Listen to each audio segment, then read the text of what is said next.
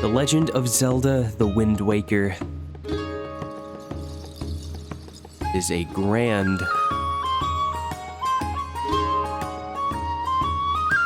waste of your time, and is one of the greatest experiences art can hope to provide. I'm Swack, and what I just said was stupid, so let's decipher it together. I'm gonna explain what I mean by that.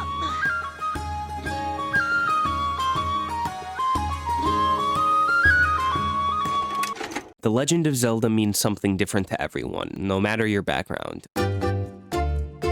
As a fan, you have a unique and personal experience with the series. Maybe you picked up A Link to the Past for the Super Nintendo in '92, back when the cavemen lived and your friend Dongo Bunga cast it into the Foomfa, dismantling the community's cultural necessity of recreation, dooming your family to Megabobanga Dino Dinner the movie. It's also possible that you were introduced with Ocarina of Time in '98, or 2000 with Majora's Mask before they invented the ability to...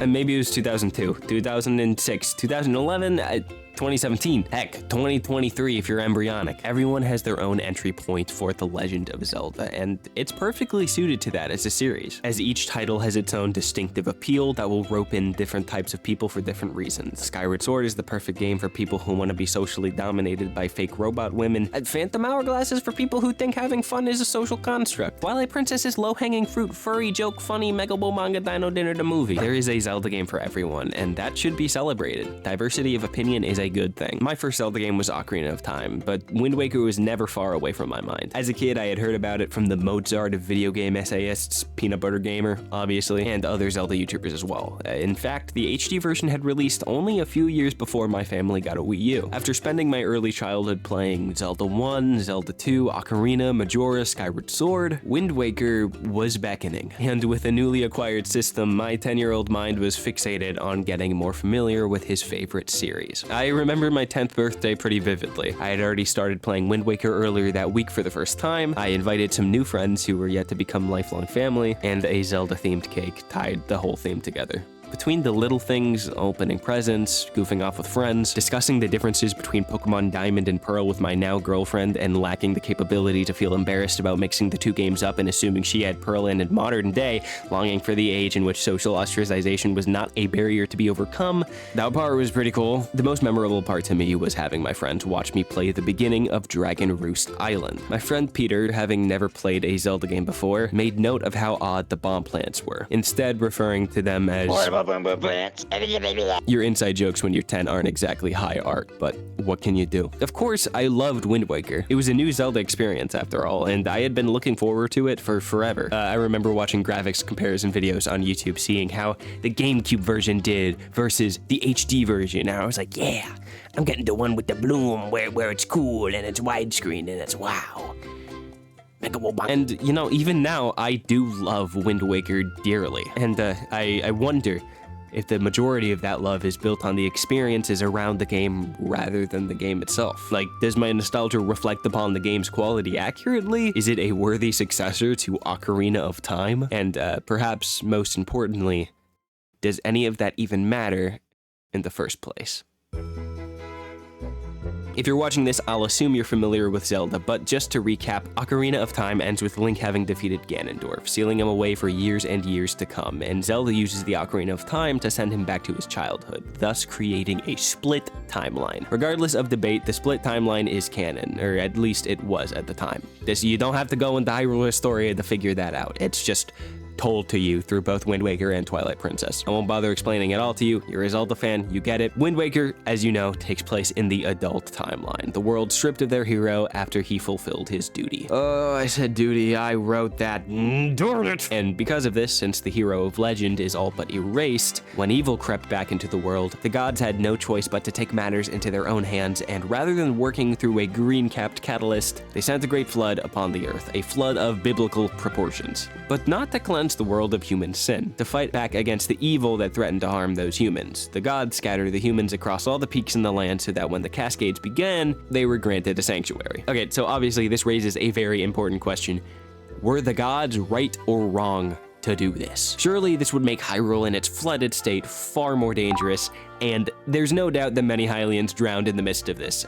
Could the gods not have just found a new hero? Could they only use the forces of the earth to remedy this evil? It's a very good question. Hey everybody, it's Chugga Connor. Welcome to my Let's Play of Legend of Zelda: The Wind Waker. After that opening credits sequence, let's just go ahead and jump right into the game. Sister's most precious belonging. She really needs to get a life though, because this item is so useless I prefer to call it a space occupier rather than a telescope, but anyway. Outset Island is home. Yes, it's cliche to say, I don't even care. It rings so true. Let me cook. You really get the feeling that Link is just a normal, snot-brained kid who helps out around the village regularly, due in no small part to being raised by his grandma. Link is a role model for the children on the island, all of which want to grow up to be just like him, despite, you know, probably only being 5 or 6 years apart. Now, mechanically, Outset Island really isn't anything special compared to other starting villages, but I'd argue it's just as good as Kokiri Forest or Skyloft. You're learning how to do side quests, crawling into tight spaces to reach treasures, getting familiar with swordplay, and interacting with NPCs. I don't need to give an extensive review of Outset. It's a tutorial, but man, if it doesn't just capture a serene finality in a game about the call of oceanic adventure, Link couldn't care less about leaving. Kind of an anti-Luke Skywalker in that sense. When the pirates come, when his sister gets kidnapped, he has no desire or spark in his eyes about leaving the island for the sake of adventure. He's sad, he's hurt, and he's angry. Outset is all a home needs to be, surrounded by family and family friends. A small population that keeps itself afloat through community, appreciating what they have and making good on the safety that the gods promised their ancestors. You know, I don't really know why you'd want to leave that. Remnants of the old world still exist. Orca is the final echo of an age of knights and warriors. I don't know whether they explicitly mention him being a knight in the past, but he does possess the skills of one. But in honesty, he is the only individual that embodies an older age. Even Link's grandma is just his grandma. She's got a shield, sure, but like, she is not talking about how back in her day, Hyrule's bloody history was hidden from the world and that, you get it. Traces of the past still remain. A Triforce lost in translation upon each door, a shield meant to replicate the people's closest approximation of the shield wielded by the hero of time, and traditional garb meant to image the tunic of that same hero. An interesting thing I noticed in my most recent playthrough is that the Wind Waker tunic likely contains alterations from Ocarina of Time's tunic as a result of visual mistranslation. Ancient tablets and drawings only depict the green of his cap and overshirt, so the pants and the sleeves were left to interpretation, resulting in a lime green being chosen rather than a clean white, a historical approximation. Maybe I'm looking too deep into it, maybe this wasn't intended, but that's what I get from it, and that's pretty cool in my mind. And you know, as we know, Errol kidnapped by Big Bird. Bad news. You already know this. Yeah, that sucks. I'm sorry. Like he's Mega Bird Dino Bird Dinner. You'll notice I have not commented on the game one bit mechanically yet. I'm gonna save some stuff like combat for later, but thank you for reminding me because we're actually going into a mechanics heavy segment coming right up. Funding for this video is provided by my Patreon. Go to patreon.com/swack to watch videos just like these the moment that they finish rendering instead of needing to consume content at the leash of the almighty upload schedule, and also to get your name plastered in the credits of each video. Because you're vain like that. I get it. We get it. We know. No, I'm kidding. I'm sorry. You're very kind. All the benefits are the exact same whether you're paying $2, $5, or $10 a month. Those options simply exist so you can help support the channel in the way that is best for you. Okay, back to Stink Waker. That was rude, I'm sorry. After you say farewell to your hometown, I think everyone knows what comes next. The Forsaken Fortress. Infamous would be the most effective adjective one could use to express the majority consensus on the Forsaken Fortress. A precarious, intimidating trunk of a tower digs its roots into rough crags. Vessels that would challenge the settlement now act as a deep soil for the dark castle to grow and blossom its notoriety, feeding into the idea that, yeah, you're not supposed to be here. Oh, I thank you. Thank you. Oh, I love that. Thank you. Oh, wow. Thank you. I love that. That's awesome. The first proper dungeon in the game relieves you of your sword and forces you to stealth your way through the fortress in order to retrieve it.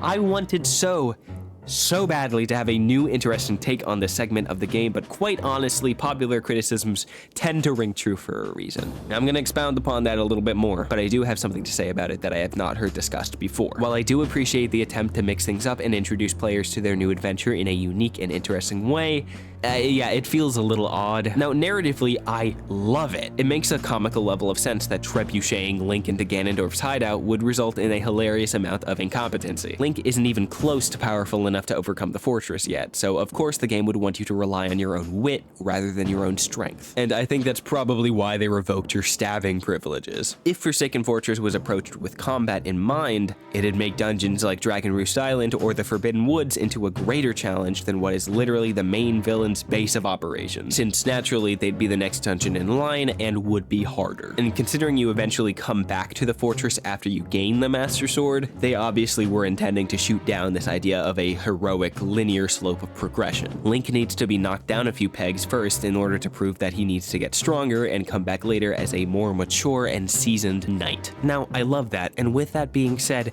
this dungeon, in my personal opinion, you can love it. I love that you love it. I don't think it's very good. Mechanically, it's fine. The non-linearity is interesting, if not a little confusing, but you know, that's not necessarily a bad thing. The stealth sequences are easy to understand and a little bit more dynamic and interesting than Ocarina's approach. Hiding in the barrels is really cute and thematically fitting, but what is this even teaching you? So this is the first dungeon in the game, and it decides to take a more interesting, varied approach to stealth for the first time in the series. Dodging spotlights, balancing your way across tight outcrops. It's all very cinematic and just really cute. But you will never use any of these mechanics again. I cannot recall a single time that the player is encouraged to sneak past an enemy or, you know, climb into a barrel beyond this point. Even when you return to the fortress midway through the game, you're only really encouraged to disable the searchlights once more so you don't get shot at. You can just hack and slash through everything now, and the whole dungeon exists at the whim of the narrative, and in spite of the fact that this is the player's very first dungeon, and naturally should probably set a foundation for what dungeons will be like in the future. That's obviously not an objective rule, but that is just what I think would make the most sense. Dragon Roost Island, which we will get to in a little while, don't you worry, is infinitely more effective as a first dungeon, and yeah, I do believe Forsaken Fortress is a dungeon. It's lengthy enough for a first-time player, and despite not housing a hard container, well, you know, until the second visit, does have its own dungeon map. And I'll say it once again, I really desperately wanted to realize that this is actually an excellent introduction to dungeon design in the game going forward, but I just don't think it really is. It is an intriguing narrative setup that I really appreciate in a story sense. However, I feel like it's an undercooked experience mechanically that never makes good on its promise of stealth being an important mechanic in the game. Honestly, that doesn't mean I don't have a fun time when I'm playing through it. You know, I don't even mind that you don't have your sword. I think that's a cool limitation. But in all honesty, I truly think it could have been so much more. I suppose this is a bit of a flaw with the game itself rather than just the fortress, considering stealth mechanics were never employed later on, making the fortress feel a little disjointed and out of place, but you know, that's neither here nor there. Now, of course, I shouldn't void it of all value. I do, again, really enjoy Link's foolhardiness being displayed by way of the fortress. Not only once, but twice has Link overstepped his own abilities in an attempt to save his sister, and that says a lot about him as an individual. Link isn't in it for heroics or adventure, he's just bent on rescuing his little sibling from harm's way in a world where tyrants despise the gods and the vast ocean buries the evil that those same gods so desperately wanted to contain. Link is just a kid, focusing on what matters most. His family, which is one of the main reasons he works so well as a protagonist in contrast to Ganondorf, the Gerudo king who failed to conquer Hyrule and obtain the Triforce a millennia or longer ago, has risen once again. The deepest ocean acted only as a shallow grave, and he orders his greatest asset, the Helmarok King, to capture young girls with blonde hair and pointy ears. One can only assume what designs he has in mind. Something far greater and more complicated than mere kidnapping, to be sure. Adventure! Yeah! Welcome to the open seas, my friend. Hyrule, Termina, original Legend of Zelda overworld, eat your fart out. The Great Sea is like 10 million Bobanga times your size. Fitting the Great Sea on a GameCube title is nothing short of incredible, and the most interesting thing about it is that the sheer scope of the ocean was actually a necessary compromise for performance. Originally, they wanted the game's overworld to be a lot smaller and far denser than it is, but the hardware couldn't handle so many islands loading in at once. So what did they do? They mega triple Bobanga doublooned it in size, constructing the vastest expanse in any Fairy Boy game yet. The Wind Waker's overworld is just a marvel. A 2002 game sporting this large of an overworld feels unreal to me. Granted, I obviously was not alive at this time, but it's a beautiful thing, and it feeds into exactly what this game is best at. Yeah, say it with me now. I know you know it. Don't pretend like it isn't a valid term to use. Vibes. Yeah, it's vibes. The Great Sea is filled with outposts, submarines, islands, minigames, sharks, birds, giant squid monsters, ghost ships, dungeons, villages, underwater treasure, secret caves, fairy fountains, beetle, every little thing a pirate could ask for. I am looking at you, Bread. Is here. The segmented tile map system is what holds everything together, able to be filled in by finding the unholy fishmen. Each island you come across will have something unique on it, be it a puzzle, a town, a main story quest. You could spend hours collecting rupees on the open seas, finding minigames to sink hours into, plundering outposts, and squid hunting. It is a blast. There is a vocal group of critics who dislike the open sea, and they find it boring and monotonous, slow to traverse, and uninteresting. But I don't agree. Sure, it can be a little sluggish at times, especially without the Swift Sail. Sure, there are some copy and pasted areas, but for the most part, I find traversing this realm to be an adventurous, oddly soothing experience. I mean, I have to admit, nothing beats mugging a moblin for loot, or playing golf on a random island one of the developers snuck into the game without permission. True story, by the way, I think. Of course, mugging moblins leads nicely into talking about combat. Yes, I know, Combat Boy likes combat. Let's get it out of the way. Wind Waker's combat feels absolutely exquisite to engage in. Smacking enemies feels straight out of a comic book. Beating the snot out of Ganion's minions Yeah, okay. Is cartoonishly resonant. It feels really good to combo enemies into oblivion without a care in the world, and it feels better to see Link carry out the most varied combos in the series at the time. 4 stab combos will result in Link utilizing both the jump attack exhibited when using the parry mechanic and a quick spin both as finishers. Flair and all, Wind Waker hits the nail on the head when it comes to tactile feedback. I love it. I have a lot of fun with it. It's very cathartic for me. Obviously, because of how much extreme pent-up rage I have boiling inside of me. This combat system is just so good, but it also kinda sucks. You probably saw it coming. Similar to Twilight Princess, Wind Waker falls victim to stun locking. If you stab an enemy, wait half a second, stab again, and repeat, they have no hope of escape. You have perfectly locked them into an endless dance of assault and battery. Enemies in the Wind Waker pose little to no challenge mechanically. They are completely and utterly abusable. Even new elements such as the parry mechanic, while fun to pull off, does not do much to offset the difficulty. They simply add another thing to be on top of. Another thing that is easy to pull off and abusable. Now, I am not criticizing the Wind Waker for having easy combat. You know, obviously, in a game made for children, I am being an old head and mourning the loss of my beloved Ocarina of Time combat. If you want, you can check out my Is Zelda Combat Bad video to gain more info on my position, but essentially, I find far more enjoyment in the Zelda combat that remains forgiving yet engaging, and Wind Waker, while generally just a ton of stimulating fun, does not hold up as a challenge or strategic exhibition of skill for many gamers. This point functions as an opinion and not an objective critique. I still love this game's combat in a different way. In fact, to me, it's what makes the Great Sea stay engaging. Outposts aren't particularly varied, maybe an interesting traversal puzzle here or there, but the fun part is always climbing up to the top and beating up the monsters, juggling bokoblins, wizrobes, and keys all at once in an attempt to retrieve a joy pendant or scavenge a few loose rupees. It really makes you feel like Spider-Man. And on that note, let's talk about rewards. Rewards in the Wind Waker often range from pieces of heart to rupees to treasure charts, with, in my opinion, the charts being the most interesting rewards, considering they point you in the direction of more rewards. You're likely to find columns of light bubbling up to the ocean surface while sailing, and more often than not, these will contain purple rupees. Like, a lot of purple rupees. There is a massive amount of these seafloor containers around Hyrule, so naturally, you're gonna be swimming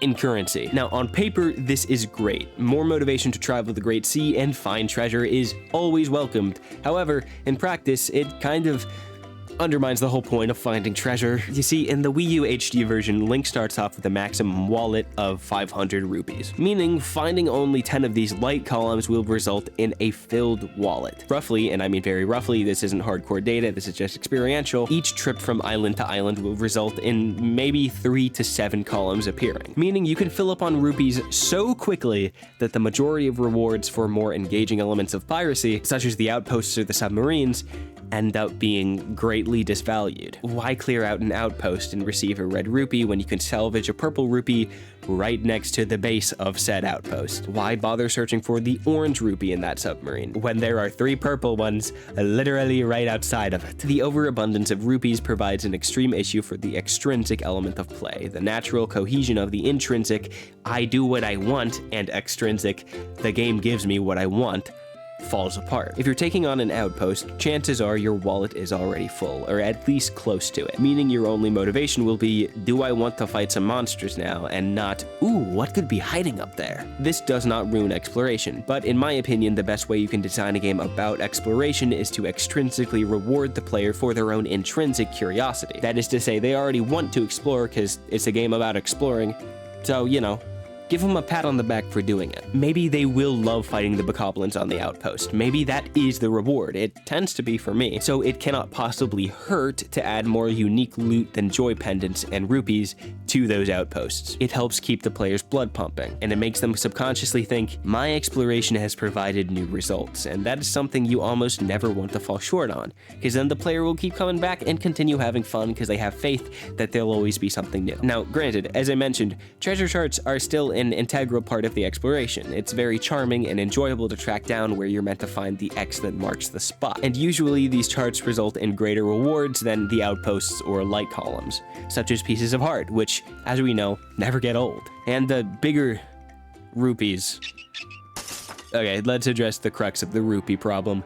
In Wind Waker, you either spend rupees to find more rupees, or spend rupees on necessary main quest items. There are exceptions, sure.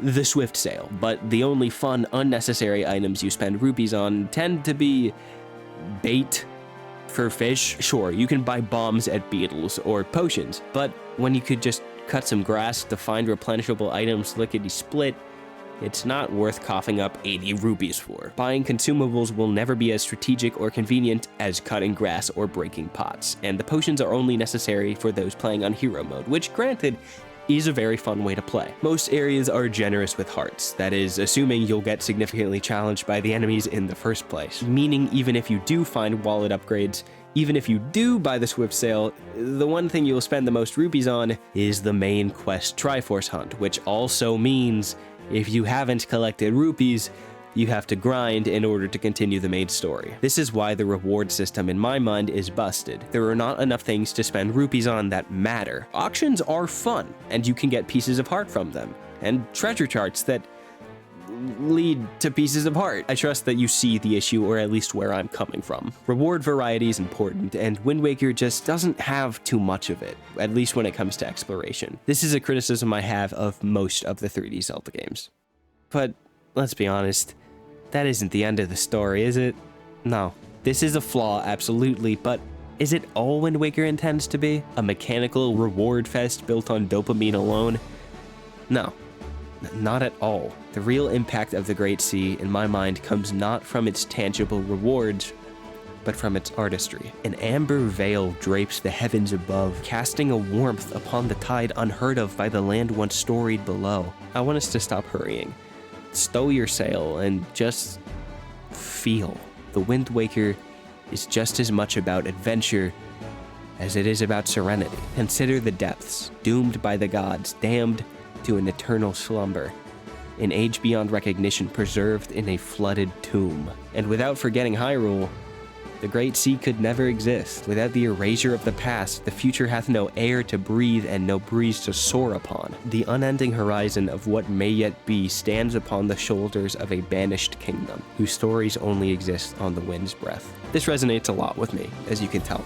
It's something that I think is probably one of the most special elements of Wind Waker. Just that feeling of letting go, emptying yourself of the, I need to get there right now, and just, taking it easy and appreciating what's there. It's something I really love about it. Okay. Link has officially flown the nest and gained the attention of a nearby vulture, meaning you know what time it is. Oh! Daphne's no Hans in Hyrule. Encourages you to seek out the Sword of Legend in order to save your sister from the Demon King. Secret Stone, something Link almost definitely does not process and out of courageous foolhardiness chooses to waltz right into. And you know what that means, dungeons. Big dungeons.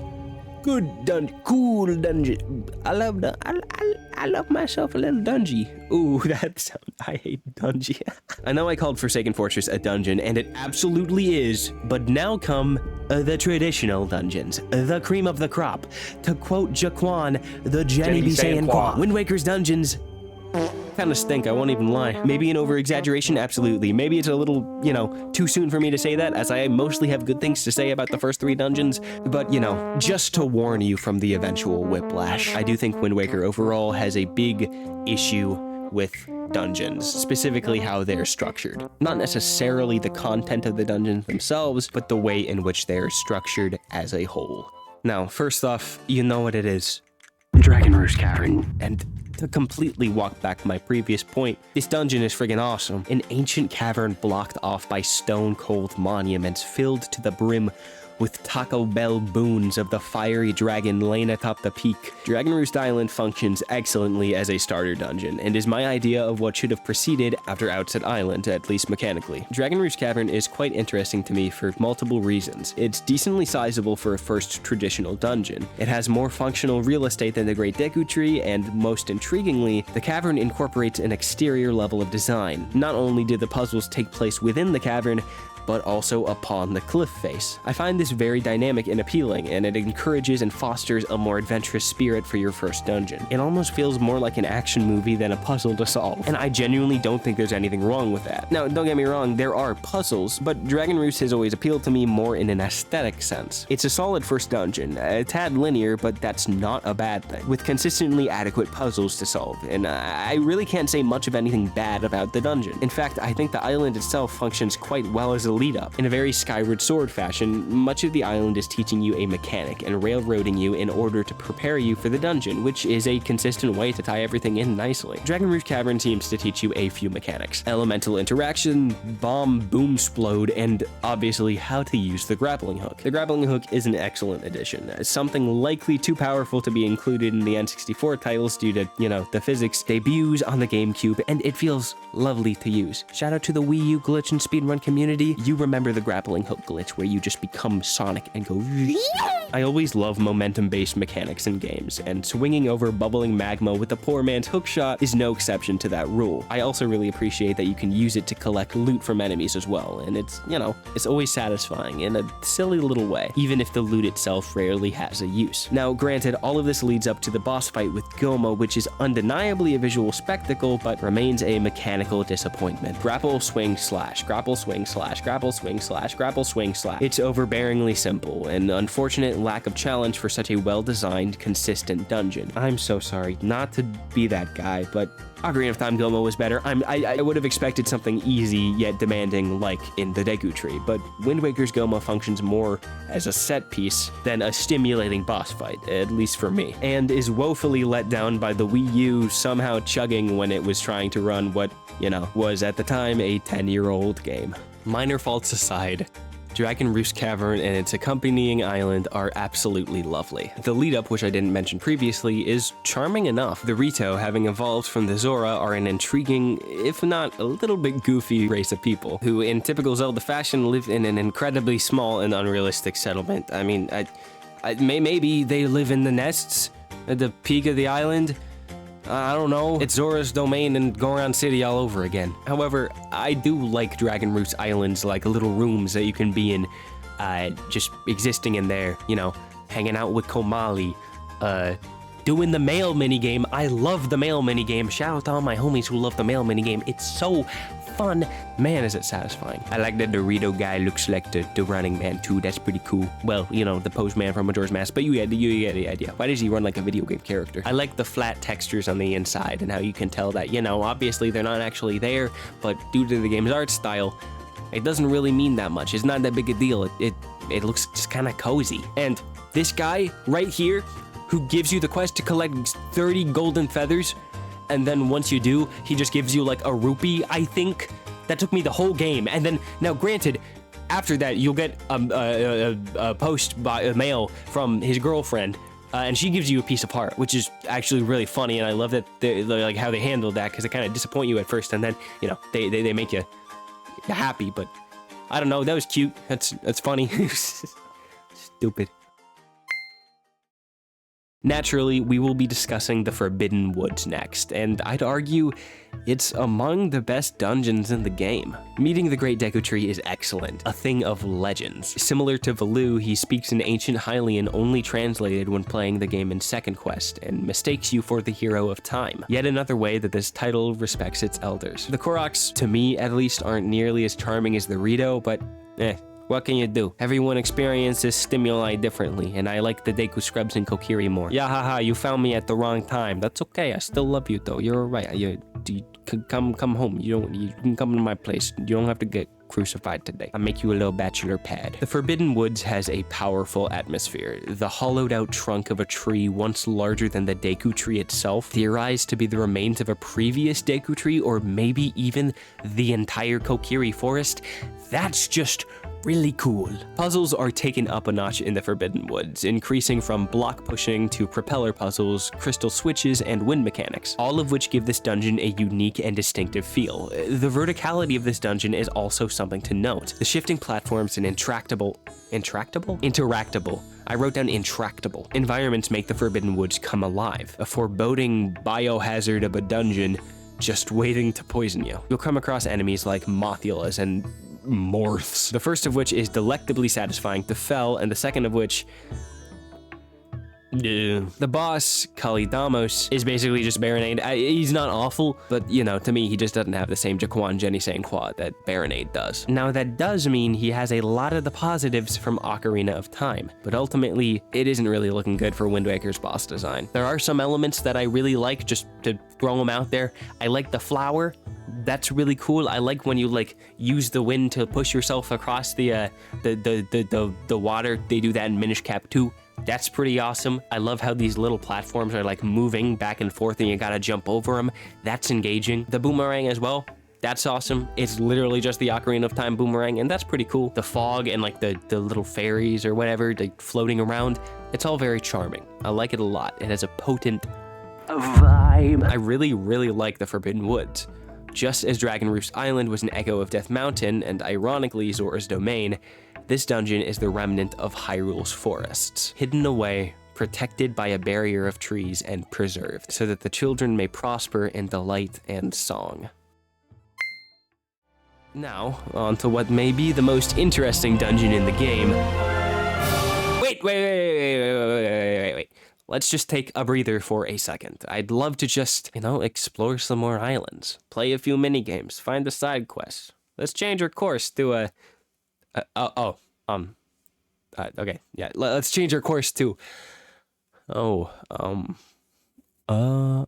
Nintendo, you dirty dogs. Yes, until you make it to Great Fish Isle, you are railroaded by the boat.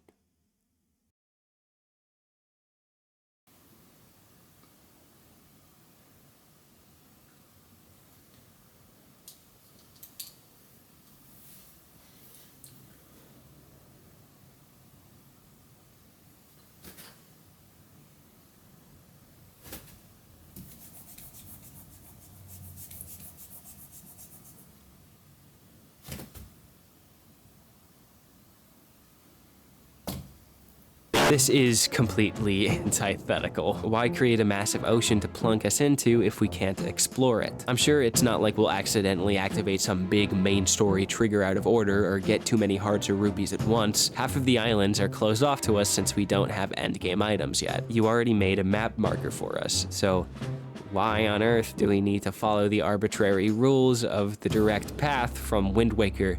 Wait, I'm silly, to Dragon Roost to Forest Haven. We know where to go. You can let the players find the islands that have puzzles that they can't solve yet. You were completely fine with doing that after Link gets the Master Sword. I'm not one to make broad assumptions about the developer's intent. I don't know that, but this really makes it feel like the developers didn't have enough faith in the players to figure things out. Even a beginner absolutely understands that the quest marker is how to continue the main story. In Breath of the Wild, no one really complained that they weren't railroaded down the main path because the game told them where to go without restricting them to following what are essentially corridors with invisible walls that sometimes house an island or two. This is, to me, almost worse than Fi. I do not know what the rationale for this decision was. Surely it couldn't have been that playtesters found it too difficult to navigate the point marked on their map. Maybe it's because they wanted to make it feel like the whole world opens up to you after you get the Master Sword. Well, in that case, why is the world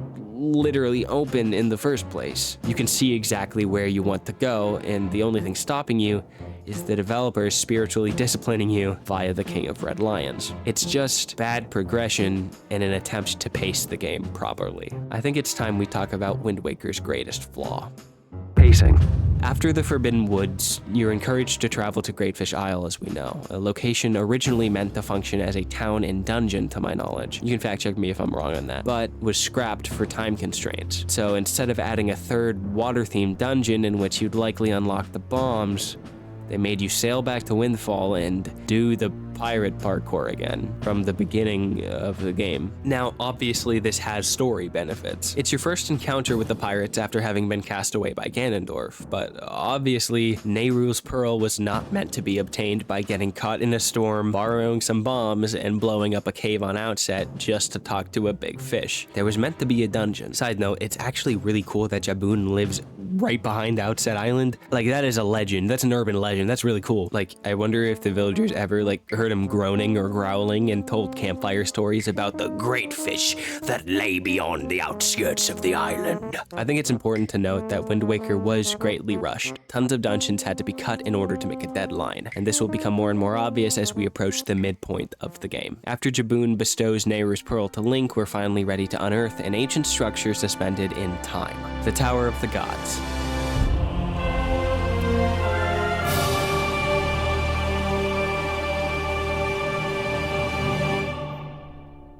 The Tower of the Gods possesses this soft, melancholic, numinous haze, emptying you of yourself and communicating to Link that he, in all his displacement, is meant to be here. A navy mist pervades the chambers of this trial, supported by marbled columns and cracked stone walls. This tower has been waiting for you since before you were ever born. Compared to the previous dungeons, there is a narrative significance found in the tower. Previously, you were meant to explore the caverns of Dragon Roost and the hollowed out woods of the, Forbidden Woods in order to gain the patron deity's favor.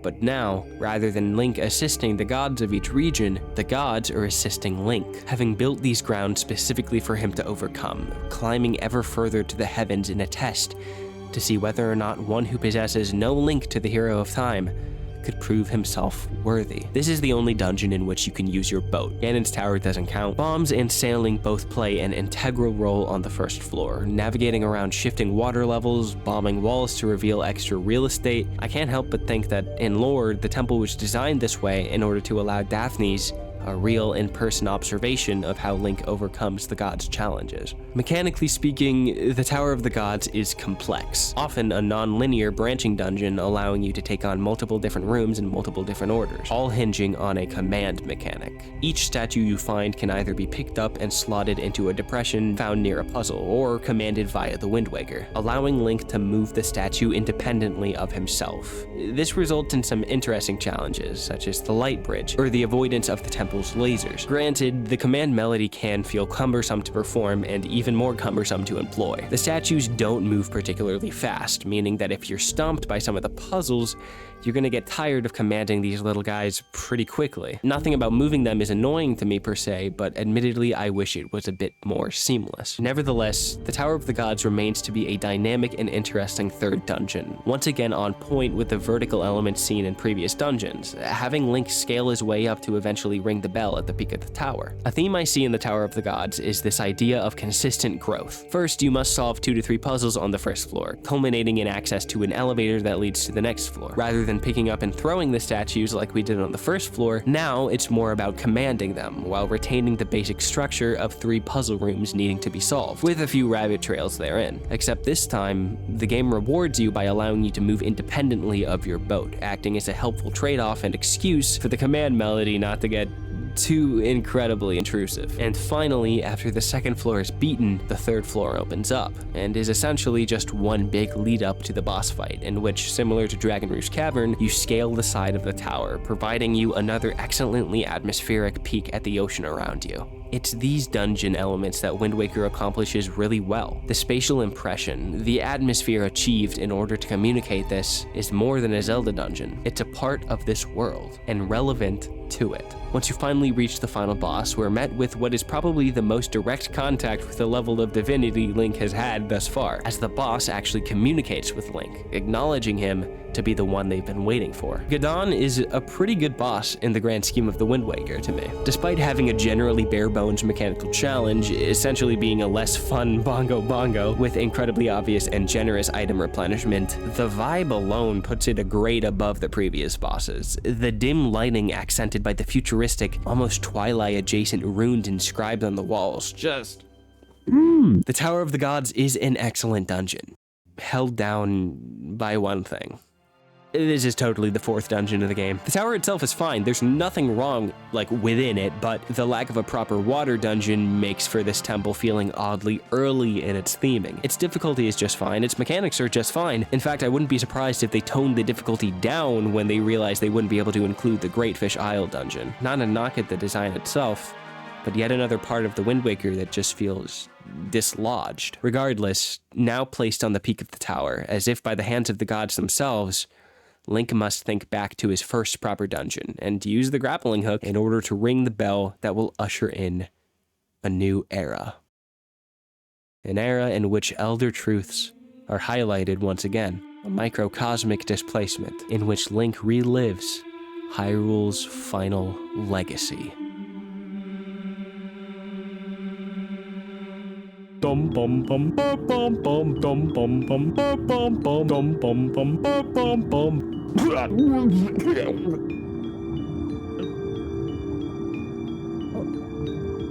mind, we good. After an age immemorial, a boy whose breath was given unto him by the fresh breeze, bereft of legacy and upon which only a twinge of the truth remains and glides, is recognized as a worthy progeny. He has proven his heart to be the Temporal Knight's successor, if only by spirit alone, and the echoes of the Hyrule fantasy itself. A kingdom divested of its color and thereby its active part to play in the world is intruded upon by a boy who sees it not as a legend to be remembered, but as a means to fulfill the moral law written upon his heart, if with a little zeal. In my mind, this is why Link can unearth the Master Sword from its pedestal. The gods are no longer concerned with making sure he is of age, as in Ocarina of Time, a choice that left the hero of time with many a regret and shortcoming. No. They know that the spirit that wields the blade is far more important than the maturity of the body it inhabits. Whether the gods are learning from their mistakes or planned this all along is still yet to be seen. However, despite this trial being one given unto Link as a test, there is something uneasy born of the blade's reclamation. The hue of an age suffocated by the gods bleeds back onto the canvas of the old world. Agents of Ganon are given a heartbeat with which to resume their siege of the castle, and Link, having overcome these monsters, leaves this era swiftly upon being told he now has the means to save his sister. That which may have been meant to stay frozen is set back into motion, something Link, on his own, cannot undo. I love Hyrule Castle and all it represents. Mechanically providing the player a chance to immediately make use of their new weapon by overcoming a gauntlet of enemies is excellent tactile feedback that is instantly communicated to the player. In other, less pretentious words, man, does it feel good! In his right hand, Link wields the idea of the old world, and in his left, that Elden truth itself. Link, unbeknownst to himself, is the bridge between these eras. I even love that the paintings hung in the castle bring the new player closer to discovering Tetra's true nature and the origin of her pirate crew's bloodline. And yeah, I could go on. I adore the airy drones that permeate the four corners of the castle, the low-key, mournful tones that give the impression of royalty, while still acknowledging, yes, something is not as it should be. You have resuscitated an era buried by the gods themselves.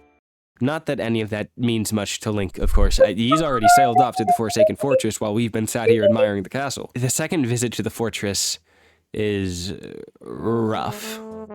Any stealth mechanics introduced during our first visit are thrown out the window in service to a new philosophy of smacking everything until it explodes, which, granted, is pretty cool. There is a sick Phantom Ganon encounter. Dead Man's Volley, cool epic sword, awesome soundtrack, good setting, cool epic hammer, a lot of epic, it's just magnificent, and I love it. It's pretty cool, I like it.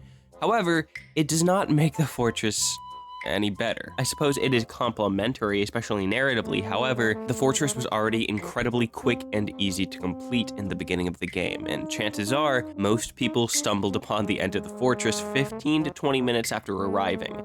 So the developers just placing more enemies all over the place and more switches that you gotta hit with a hammer, it just feels cheap. The searchlights, once again, have to be disabled, but not because you'll be caught and thrown in jail, but because you will get bombed if they see you, which is an offense that can be quickly and easily avoided by gliding across the ledges you once climbed across using the Deku Leaf anyway. It's all very bare bones, and while it is a fun revisit to a recognizable location, it lacks the substance that the original fortress already lacked. Unfortunately, you can't make something mid into something cool by stacking more stuff on top of it. If it was fundamentally unpolished, maybe they shouldn't have just dragged and dropped a ton of enemies atop it in an attempt to make it feel new. Regardless, it does serve its purpose as a victory lap. It does make you feel powerful, and the backtracking element isn't something I'm incredibly annoyed by or anything. I just like to pipe dream about what the developers could have done if they didn't already have to sacrifice so many elements of the game to meet a deadline. And yeah, there she is. As we know, Link is reunited with Errol, and once again is interrupted by the massive bird from Hell, Michigan. It's a fun fight overall. The spiral staircase set piece is really fun and thrilling, and the actual fight atop the tower is investing and dynamic. What with you having to break apart the boss's helmet and reveal that he's actually Just a dorky little guy. And receiving a heart container for your efforts is a nice touch. However, Ganondorf is where things get really, really good.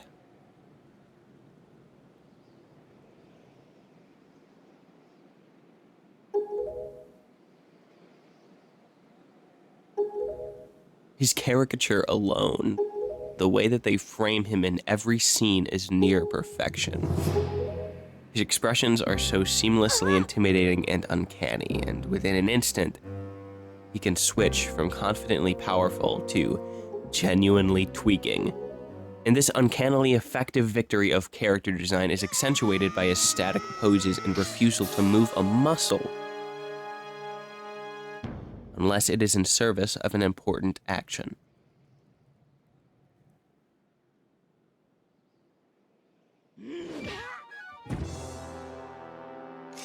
Ganondorf is tauntingly intentional. Granted, Tetra's arrival and Ganondorf's realization of her true nature does feel a tad convenient, but it's a powerful scene nonetheless, with loose ends from Dragon Roost being tied up after Link's realization that his power alone is not enough to defeat the Demon King, so long as the Master Sword remains apart from the divine light that once defined it.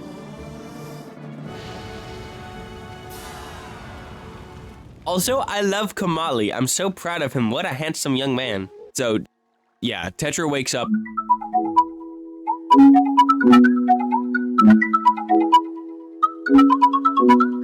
This is another instance in which the pacing of Wind Waker feels a bit odd. After having just discovered Hyrule Castle, Link went out, saved his sister, returned to the castle by order of who he's about to discover is the King of Hyrule, and is now being told his part in a greater destiny. Yes, admittedly, it's a little odd, the back and forth, but it is what it is. I don't think it's a flaw necessarily. I think it's just maybe a little reminiscent of a strange order and a lack of consistent pacing. As the murals of a bygone era pass by, Daphne's reveals the great history of the flooded Hyrule to both Link and Tetra. and connects Tetra to her royal bloodline in a very real way. The necklace you wear is a part of a sacred treasure called the Triforce of Wisdom, which has been passed down for many ages within the royal family of Hyrule. Your mother passed this down to you and instructed you to treasure it and to guard it with your life. Am I not correct? The Triforce of Wisdom is none other than the sacred power of the gods that we have kept from Ganon's clutches for so many long years. The gods placed upon your ancestors the task of protecting it from evil's grasp. You too must abide by the laws of the past. And so the time has come for me to teach you the fate into which you were born, the very reason that you live.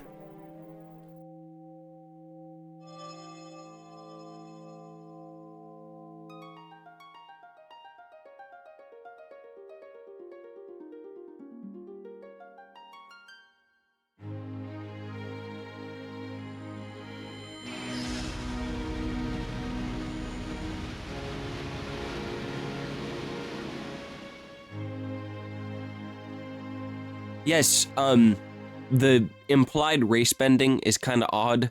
I don't know how I feel about that, but it's more of a symbolic thing. There's nothing political here. It's not weird like that. It's just like, Link is incredibly pale. Like, everyone should probably be a lot more tan, honestly, like geographically speaking. That's one of my favorite things about the Wind Waker fanbase, is that they often draw Link and Tetra both having darker skin, and that just makes so much sense, and it's cool. Regardless, Tetra's form shift is meant to represent Tetra rediscovering where she comes from. Zelda doesn't act unlike Tetra in my mind. I think she's just experiencing all of this pent-up repression and desire to recover her roots, as is evidenced by the painting seen in her captain's quarters. She's been searching all this time. She's finally found the answer, and it's a lot to bear. Also, this scene is like really cute. Link, all that's happened to your sister, it's been my fault. Now we cool, I'll be back lickety split. Oh, good heavens, she will starve now. Now begins the second half of the third half of Wind Waker. Having overcome 3 mighty dungeons in his road to becoming the new hero, Link must now seek out 2 temples across the ocean. Oh, and also the Triforce of Courage was broken a long time ago, and it's somewhere under the sea here, and yeah, you gotta go find it. To dedicate the revelation of the Triforce of Courage being scattered across the ocean to a quick interaction with the king in his boat form is misplaced. It's not something I hate, but like, guys, come on. Likewise, the Earth and the Wind Temple, both of which you're told to seek out, can only be done in one order. Yes, I know I'm a broken record. They give you multiple map markers to sail over to, but only Medley's quest can be initiated first, and I still don't understand this incessant railroading in a game that wants to give you options. Sorry, I'm not actually that mad, I just get kinda excited. The game even bestows the impression of freedom upon you before ripping it out of reach near immediately. This does not mean I dislike the temple quests. I think they're pretty cool, but sometimes Wind Waker just doesn't understand what it wants to be. Not only this, but I feel that Link as a character is held together with duct tape at this point. He's already saved his sister, sure, he possesses a spirit of courage, but seems pretty apt to save all of Hyrule for Hyrule's sake after making sure his sister is safe. He doesn't even visit her once until you beat the game, and even then, he leaves her instantly in search of new land. The real tragedy of the Wind Waker is that Link is actually just afraid of his grandma grounding him for letting his sister die out at sea. I wrote that. Jokes aside, Link is likely more worried about helping Tetra, someone he's forged a bond with and wants to help fulfill her destiny. He also likely feels a sense of duty to Daphne's, as he's helped him save his sister. So Link's motivation isn't cardboard. I'd just love to have seen it a bit more intrinsic, you know? Even an intentional, knowing glance at the king and Zelda could communicate that he feels indebted to them.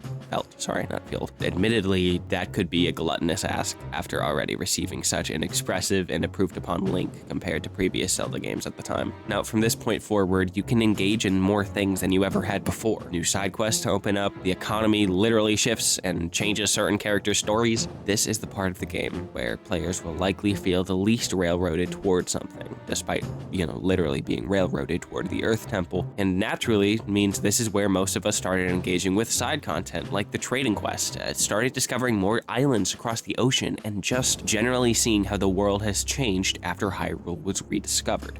Granted, not much has changed, considering most who exist above the tide still have no clue what the Master Sword is, and no one really seems to care about the massive Tower of the Gods, but hey, what are you gonna do? Everyone's probably fighting scurvy right now anyway. At this point, Link is able to begin the Triforce quest even before the Earth Temple. Granted, he cannot finish it until he gets both necessary items from both of the final temples, but he can begin it. However, I'm not exactly sure how some of these charts are supposed to work. There was a multitude of times that I would search for a Triforce piece on my map, find it, sail there, and then the column of light would just not appear.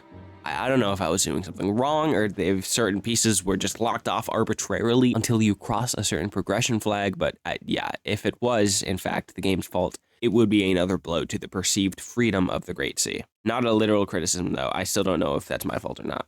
However, to steer our thoughts more positively, the prerequisite islands of Ice Ring and Fire Mountain are awesome. Heck yeah, I want a mini dungeon where I fight against the clock and outrun the natural order of the elements. Skating around on Ice Ring is adorable and very silly given Link's reactions, and is genuinely the only employment of ice as an element I remember from The Wind Waker, which leads me to believe they definitely wanted their own ice cavern or something of the sort,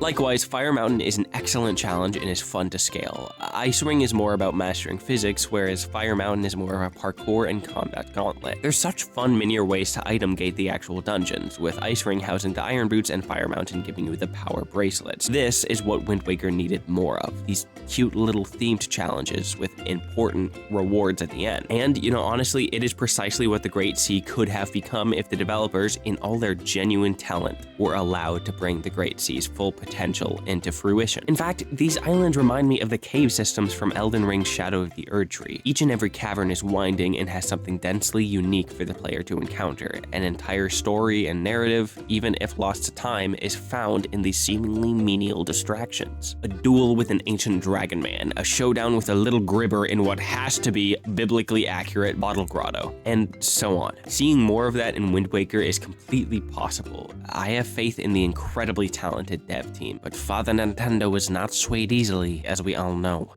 Okay, I want to talk about Medli and Larudo. Upon your return to Dragon Roost, the sound of Medli strumming her grandmother's harp pervades the island, prompting you to find her and inquire. Side note, after you beat the Earth Temple, Kavali wants to give Medli flowers after you, it's so cute. Oh my gosh, they deserve each other. Before talking with Medli, the player will likely have discovered the Earth Temple Shrine, in which you learn the Earth God's lyric and commune with an ancient Zora, struck down by Ganon and unable to restore power to the Master Sword. This is where Wind Waker's thematic storytelling, while obvious, shines like the sun. Medli, having never known her ancestors, is familiar with the same strings Larudo used to play in order to fulfill her duty as a sage. She is connected to her bloodline's legacy despite the gap in her knowledge, and as such, her whole world is turned upside down when she communes with her ancestor. And much like Tetra, Medli, having only ever known the sea, is brought into the bigger picture of destiny. Everything about the scene is beautiful. Link, acting as the bridge between the past and the present, is exactly who Medli needs in order to realize and embrace her greater part to play. Link, a simple boy from outside Island, possessing no royal or powerful bloodline, awakens yet another pivotal catalyst for the salvation of the new age, and embeds further the importance of legacy within the hearts and minds of those who possess it. I find this point profound and not often touched upon when discussing Link as a character. Oftentimes, his job is to help those around him, and to have them recognize what they have that he doesn't. Link requests no prideful glory. He does not envy those who have a great legacy, nor does he resent his part to play in divine predestiny. He recognizes the value in his differences between those of a different culture and validates their destinies through his actions. It's a very profound subtext. Preceding this revelation, Link and Medli side by side make way for the Earth Temple. Now, the Earth Temple is less than it deserves to be perceived as. What I mean by that is that the Earth Temple on paper is just fine. An underground tomb that lays beneath the ocean for thousands of years, dust eternally settling in its corners. Inscription patterns the cracked stone walls and results in a temple with a unique, dingy atmosphere. A central mechanic of reflection, using Medley and the Mirror Shield as a means to direct light to and fro in order to solve puzzles. Redeads, bubbles, and Stalfos line the halls of this dungeon and present a formidable challenge. And it's good, I guess. I'm unaware if anyone has experienced what I'm gonna call Earth Temple fatigue, but it's the sensation I've always associated with the fourth dungeon. The idea that I kind of don't care about this temple as much as the others. In trying to understand this phenomenon through the lens of my own critical view of the game as a whole, I believe my lack of connection to the Earth Temple comes down to two elements. The first element is character. For a dungeon with genuinely enjoyable and solid puzzles regarding light, I can't help but feel the backdrop supporting those mechanics is unfittingly bland for a world as boisterous as the Wind Waker. Sure, it's spooky, floor masters are chilling mechanically and conceptually, and the ancient architecture elicits an intrigue, but I cannot help but feel that the Earth Temple does not have its own story. Repeatedly, we are brought through room after room that house the same grayish-brown brick that starts to get old after 20 minutes. Consider the Shadow Temple. It possesses a similar aesthetic to the Earth Temple, but sets itself apart by A, upholding its own dark and sinister themes through sparse storytelling, such as the famous "Here is gathered Hyrule's bloody history of greed and hatred." This establishes the Shadow Temple as a domain seemingly long censored by the powers that be, and lends thought to the idea that Hyrule is not nearly as moral of a monarchy as we may have first thought. Additionally, the stone brick walls are regularly broken up by a dirty, earthy, and overall disgustingly moist aesthetic. Ew, wait, why did I write that? Accented by bloodstains and rotting terrain. This gives a temple that would have otherwise just been seen as a vanilla underground dungeon a chance to differentiate itself and become a breeding ground for the skepticism of the royal family and their noble lies. In contrast, the Earth Temple sticks pretty consistently to its guns in regards to aesthetic. Gray walls and fog. There are these weird elephant statues. That's kind of cool. I guess there's this odd sun guy. That's okay. I'm really not sure what the Earth Temple has to do with light thematically either. Obviously, it's a subterranean fortress, so the contrast fits nicely, but also, how and where is this light originating? Rays of daylight pour into the temple from conveniently placed windows, creating a satisfying contrast, yet also raising the question, aren't we underwater? If these were portholes, maybe it would make a little more sense, though I'd still be skeptical that a layer this deep under the sea would reap nearly the amount of benefits that it does in terms of light anyway. Yes, absolutely a nitpick doesn't mean anything, but I think it points towards a greater issue. A lack of identity. To me, the Earth Temple is just barely unique. It does darkness much worse than the Shadow Temple. It does reflection mechanics fine, no complaints there, but those mechanics also exist on the shoulders of both the Spirit and Stone Tower temples, making their usage here less revolutionary and more iterative, which is in and of itself not a bad thing, but lends itself to feeling a little samey. The second element that I'm torn on with the Earth Temple is Medley. Now, I love Medley. She's very cute and charming, and I love to see her interact with Link whenever the game wills it to be so.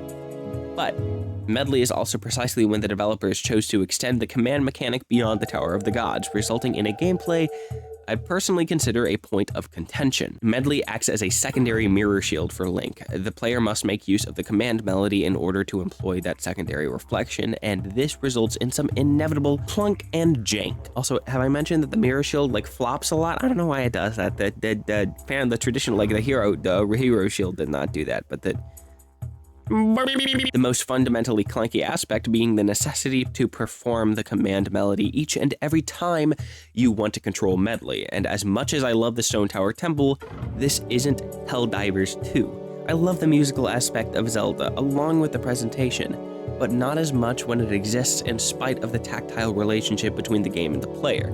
Or in other words, when it feels stinky to use. The ability to control Medley could have just been executed by a toggleable button press, is all I'm saying. Additionally, Medley, when controlled, is similarly janky in regards to her shield controls. Rather than being able to aim the shield exactly like Link does, Medley functions on this strange turret-type rig in which you have to really finagle your way into reflecting the light properly. It's not a deal breaker by any means, but it compounds on her already peeving need to be commanded everywhere. I do not believe that criticism of a game must always come with a prepared solution, as a customer can understand and point out that their food tastes bad without being wrong, simply because they don't have the culinary, or in this case, game design knowledge to improve the dish. However, I do have a proposed remedy. Just being able to swap between Link and Medley like Majora's Mask implemented Cafe. If Medley controlled identically to Link, shield and all, with the only difference being that you could lock her in place when toggling back to Link, I think the Earth Temple would feel a lot more fun to progress. Give Medley her own attacks if you really want to make her feel more like Link, and make the whole temple a cooperative effort of swapping between player characters. However, yes, that is inching further and further toward pipe dream territory, and ultimately, Medley, while a fun one-off experiment, is not an element of this temple I'd particularly complain about being removed, nor does she exactly warrant herself after the command medley has already been tightly and neatly displayed by the Tower of the Gods. You know, despite it being one of my least favorite dungeons in the game, I have the most to say about the Earth Temple, and that's not something that could be achieved by a dungeon that's just okay or only bad. So if nothing else, I appreciate the Earth Temple for what it is. An anomaly, yes. Existing on the shoulders of a rushed development, yes. But is it bad? No, not really. In fact, it remains pretty fun and solid, not dissuaded by the fact that Jalhalla as a boss is pretty quirky and unique. He's not the hardest boss, nor is he the most thrilling, but he is just interesting.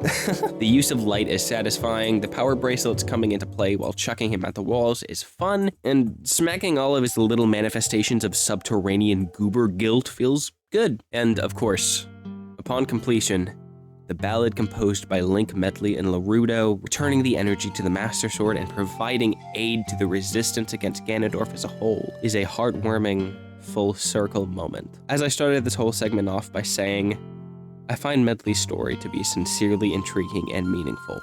Link's explicit role in bridging the gap between the past and the present, while himself being an exception to the rule, possessing no royal or heroic bloodline, is a beautiful thing that would be echoed near identically through Makar.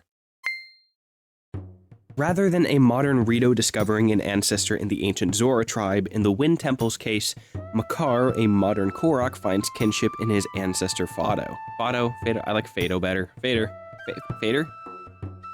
Imagine a ninja got a low taper fade. Imagine a ninja got a low taper fade. Fado is an ancient child of the Kokiri tribe, the precursors to the Koroks. Now, as you'd expect, Makar's connection to Fado is less powerful than Medley and Larudo's. Why did I write as you'd expect? What's right? Am I racist against the Kokiri? Whereas Medley's instrument was passed down to her by her family, Makar just kind of shreds on his own accord. Well, that's not fair, actually. He's practicing in order for a Korok ceremony, which is cute enough, but you know, it's not as special. Although it is kind of cool if he just like, he just happened to be an instrument guy, you know, user of one of those, and like it manifested, and like his past manifested in him, and he didn't even know he was like being with his ancestors and being like rebirth reincarnate. Anyway, the cutscene between Fado and Makar is staged very similarly to the previous one, instead opting for a violin backing track. Ooh, it's so good! However, Makar just kind of like instantly accepts his fate. He doesn't even directly contact Fado, he just kind of disappears, reappears, says, Link, my dead grandfather totally wants us to go out on an adventure together. Follow me. Wait.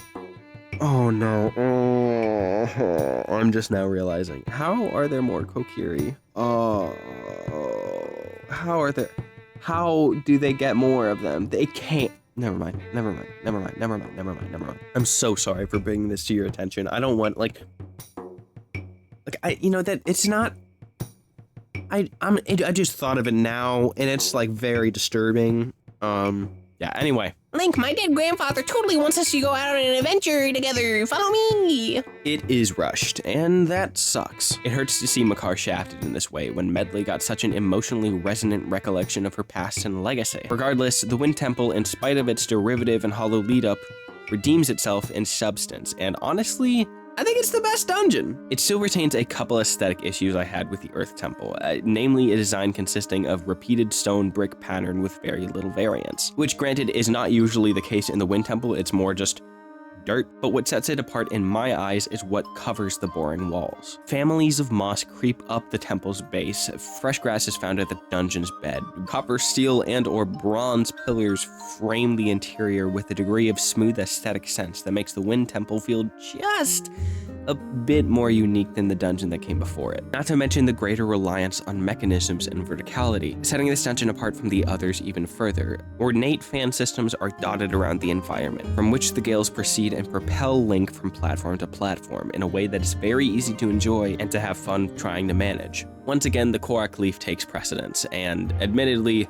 we already had this in the Forbidden Woods, but I think it's put to better use here, as the main element being wind allows for a more dynamic and thrilling parkour. Not only this, but the dungeon item itself being the hookshot further compounds this investing mobility by making way for the ability to scale a massive barrel of a main room. I love this area's design, by the way. The way it weaves together room after room by forking off in every direction, forcing Link to soar, grapple, or decipher his way to each door keeps things interesting. Add on to this the fact that there are tons of nooks and crannies, optional rooms, and enjoyable, well-tempered combat challenges, and you've got yourself a pretty awesome deal. I am genuinely so charmed by the Wind Temple. It feels like one of the few segments in the late game quest that wasn't compromised due to time constraints, resulting in one of the most complete feeling dungeons in the game.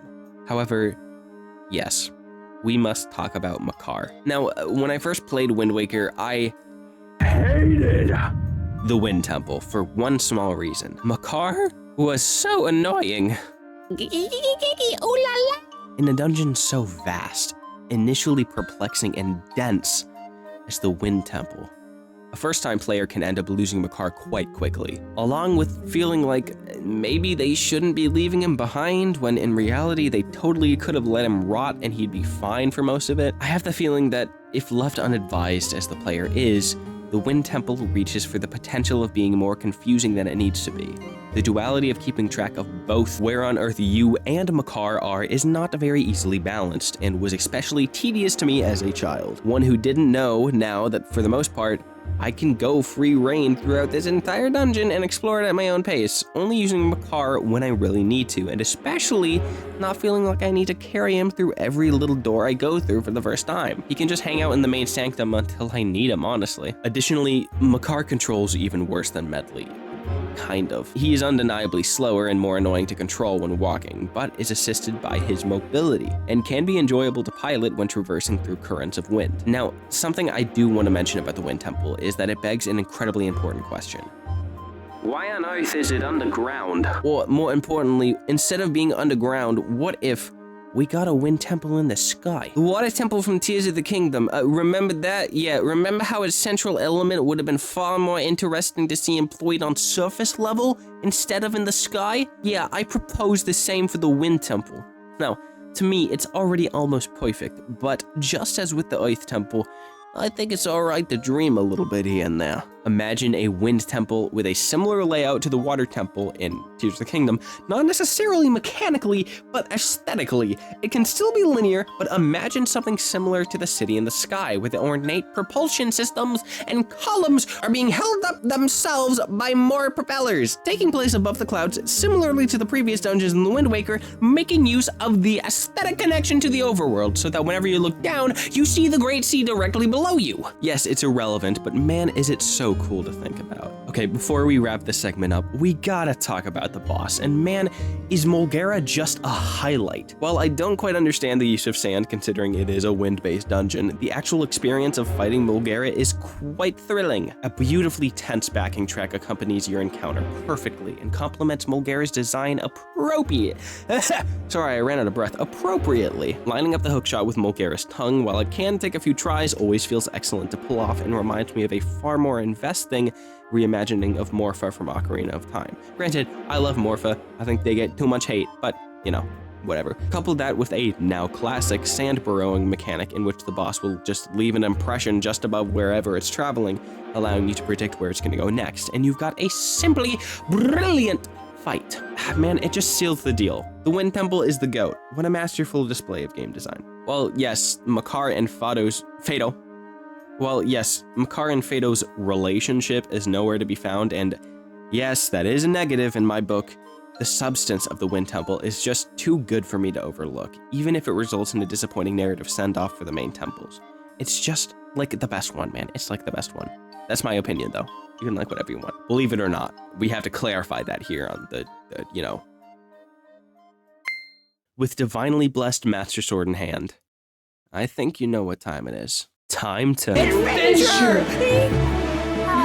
Time to go explore all of the islands we couldn't before. Don't worry, I'm not going to be talking about every single island. A nearly disproportionate amount of side content is locked behind items like the hookshot. That is to say, you'll only gain full unbridled access to the seas after you've beaten every main dungeon. I've already expressed my pretty major discontent with the overbearing item gating found on the open seas, and that doesn't really change here. By the time you've beaten the Wind Temple, the sea has definitely lost a fair bit of its luster, simply by virtue of the player already having explored most of it. The main reason for this gating seems to be in order to protect the sanctity of the Triforce quest, keeping it as a late-game activity that can only be truly completed after you've got nothing left to accomplish. But on that note, why? Why couldn't they have just allowed Link to collect the whole Triforce of Courage before beating the final two temples? The power of the Master Sword still would not be fully restored, so it's not like it'd allow you to sequence break. There are so many small pacing tweaks one could offer to Wind Waker that would greatly expand its intended feeling of freedom and adventure, yet, for some reason, once again, Nintendo chose to bar the player in so many ways. Regardless, the Triforce quest will bring you across the entirety of the Great Sea, allowing you to either get familiar or refamiliarize yourself with the settlements of the land. One of the main reasons I didn't extensively discuss islands like Windfall or the many minigame islands is due to scarcity. There just aren't as many Windfall islands as I'd like there to be. Windfall is so charming and dense. Tons of side quests, a pleasing aesthetic, colorful characters, and a real, palpable sense of community that is accentuated by the islanders themselves possessing a charm that many settlements in the Zelda series fail to achieve. Playing hide and seek is great. Of course I want to make it to tonight's auction. Heck yeah, I'll break you out of jail. Even down to the little details, like being able to interact with the windmill in order to solve a puzzle, or the reactions to the townspeople have to your actions. It's all so cozy. Windfall in many ways encapsulates what it means to be Wind Waker. Boisterous and colorful, charming, cozy, the fresh breeze dancing through the dense town corridors. It's precisely because Windfall is so magical that I wish we got to see more of it.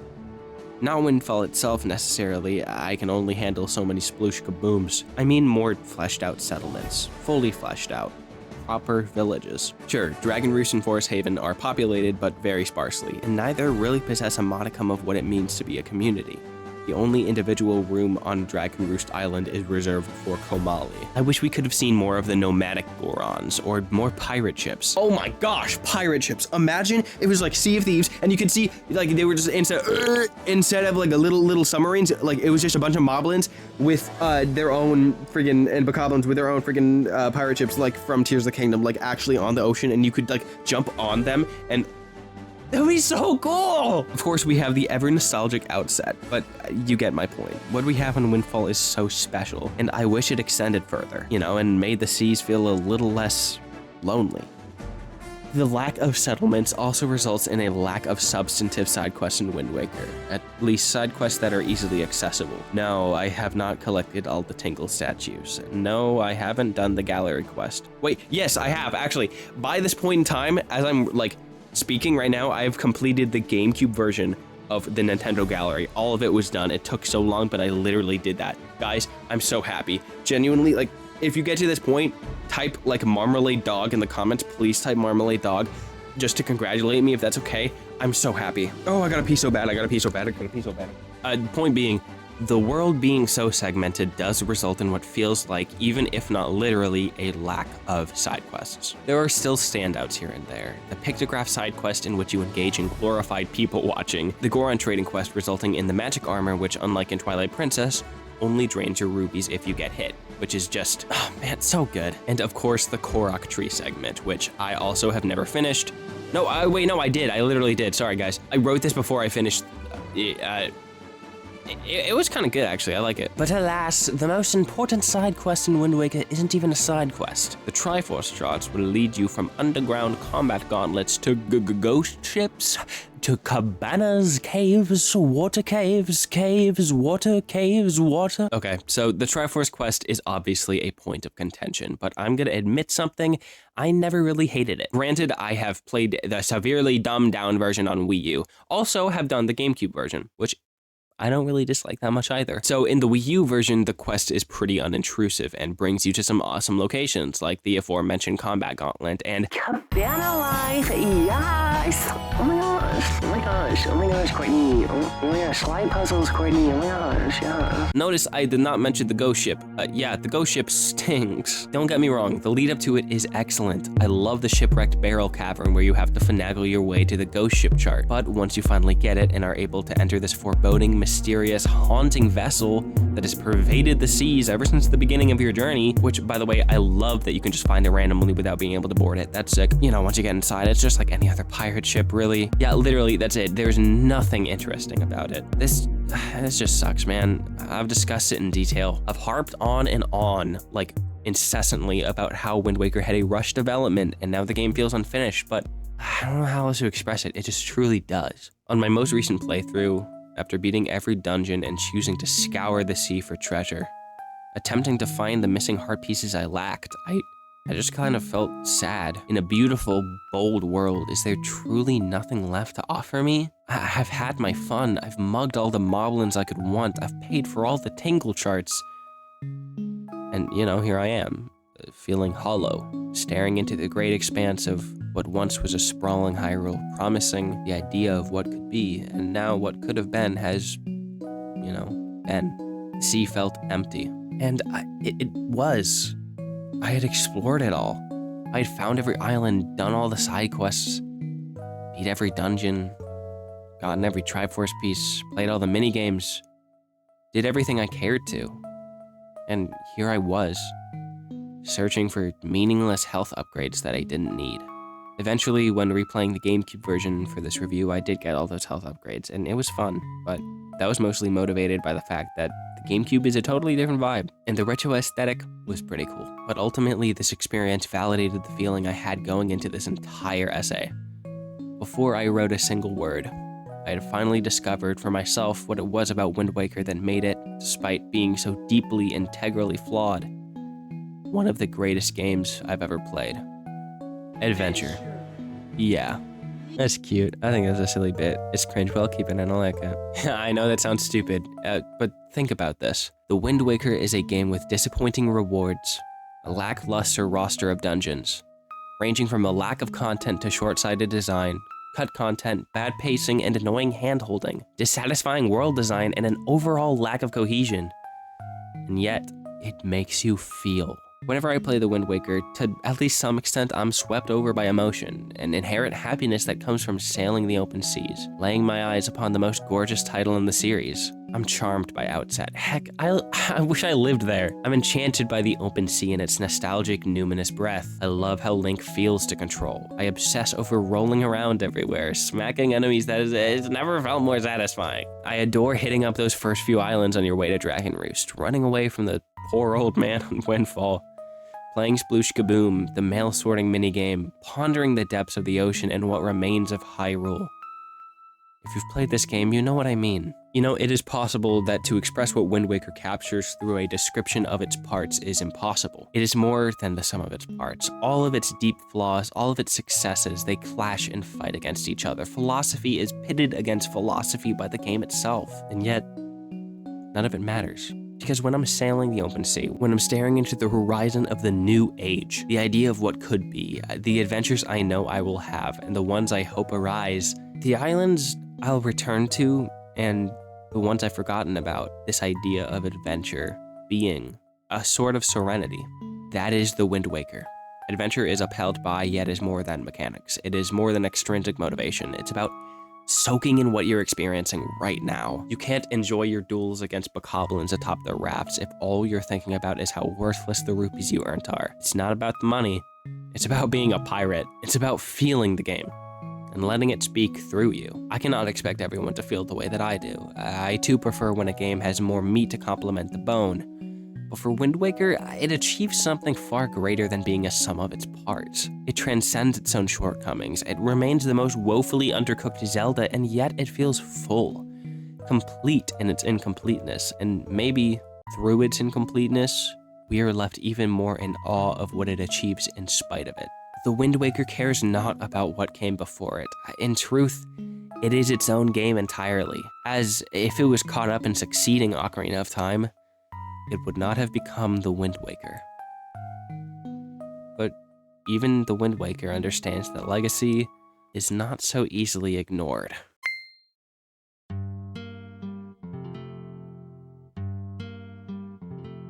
Link, having fished the fragments of his very own Triforce out of the ocean, has become the hero of winds. In this moment, the gods have become his surrogate deities. In practice, the heavenly beings of Hyrule were seemingly absent from Link, and by proxy, everyone's lives. Above the seafloor, there remain very few traces of Hylian religious culture. A bastardized Triforce is painted upon each door and outset, and every race apart from the Hylians retain their patron deity. But rarely is there any mention of the golden goddesses, from, say, those on Windfall, Outset, or any other nomadic Hylian. The gods have snuck into the background, seeped into the waves, and pervade Hyrule silently. Where there were once castles erected in honor of those deities, now they fade into obscurity. The legend of the hero may still live upon the wind's breath, but it is the gods who produce the gales with which to carry that legend. And for one reason or another, they have chosen to ride silently along the breeze. This roots us back to an important truth. Link, being a boy who exists in spite of the world that came before him, possessing no connection to the hero of time, and ultimately having no familiarity with the gods really, is exactly who the gods wanted. There will never be another hero of time. So instead of replicating who came before, our Link, the boy from Outset Island, offers forth little renown, yet still ushers in a new age, in which the spirit of the hero lives on in a new way. A fresh, bright-eyed, hopeful way. I really do love how Link is portrayed in The Wind Waker. Over the years, people have obsessed over how, writing-wise, he's easily the coolest hero, and I think that's a reasonable position. This boy did not care about adventure, invaded Ganondorf's fortress to save his sister, got cast out to sea, conquered 3 dungeons, one of which was a literal test from the gods, pulled out the Master Sword without having to wait 7 years, reunited the cultures with their roots, salvaged the Triforce of Courage from the deep depths below, and the gods said, yeah, okay, he'll do. And now he possesses all he needs. He can free Tetra from her hiding place beneath Hyrule Castle, and eliminate the threat Ganondorf poses to the Great Sea at large. This obviously leads us to the final dungeon of the game, which, in fairness, I would consider more of a mini-dungeon. Ganondorf's tower, looming, placed upon the soil of an era mistakenly revived, maintains an intimidating visual design. It actually reminds me of the Temple of Time a little bit from Tears of the Kingdom, which is an excellent design in its own right. Mechanically, however, you know exactly what I think about it. Nintendo, I want to be honest, please give your employees more time to work their magic. Bottom line, Ganon's Tower is a boss rush with a few puzzles sprinkled in between. It's a severely undercooked version of its Ocarina of Time counterpart. It's not offensive, in no way would I call it annoying, but ultimately, its 4 corridors contain 4 bosses you've already fought, followed by 1 big room with maybe 1 or 2 puzzles, a final corridor, and a big final boss room. Now, granted, it does have some interesting revelations, namely the reveal of Ganondorf's personal portal that he used to return to the surface, revealing that Ganon spent years, possibly thousands of years, plotting his return to the surface while inhabiting the frozen, lifeless Hyrule, which is actually incredibly interesting to think about. Ganon's Tower simply doesn't maintain enough meat on the bone to be worth discussing, and functions as a final cautionary tale about rushing the process.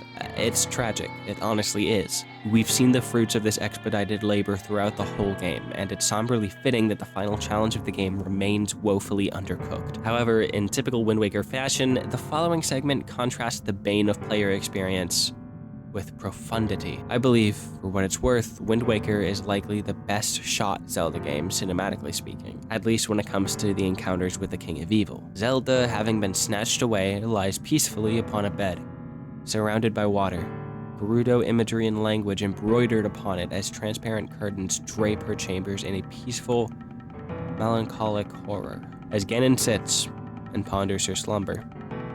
This scene is everything. Ocarina of Time, Twilight Princess, Skyward Sword, none of these come close in my mind to the disturbing, uncanny setting forwarded by this encounter. And to pull everything together, the Zelda team displays what may be their greatest literary work in the series through Ganondorf.